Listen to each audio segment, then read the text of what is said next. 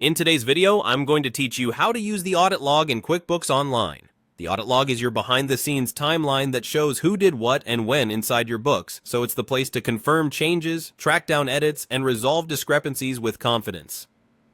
Start by opening QuickBooks Online in your browser. Once you're in, head to the Settings menu, which you'll find as the gear icon in the top right corner. From that menu, choose Audit Log. This opens a detailed list of activity across your company file, including actions like creating, editing, deleting, or viewing transactions and lists. To narrow things down, use the Users filter. Open the Users menu and pick a specific person if you want to focus on their activity, or leave it on all users to see everything. Filtering by user is especially helpful when you're reviewing approvals, onboarding a new team member, or investigating a specific change. Next, set the date range. Choose the period you care about, such as today, this month, or a custom range.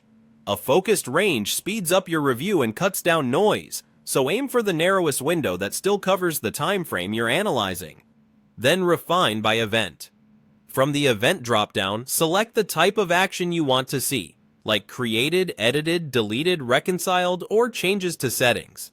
If you're troubleshooting, start broad with a couple of event types and then tighten the filter as patterns emerge.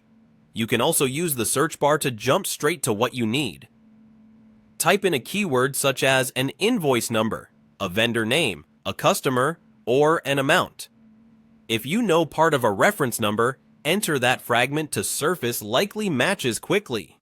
For even faster results, set the transaction date filter, which focuses on the date on the transaction itself rather than the date someone made a change. This is useful when you know the day the sale or bill occurred, but you're not sure when it was edited or posted. As you review the results, you can click View on any line to open the full details. This shows a clear history of the action, including what changed, the before and after values, and the exact timestamp. Use this to confirm whether a discrepancy was a simple edit, a deletion, or a brand new entry, and to understand the sequence of changes.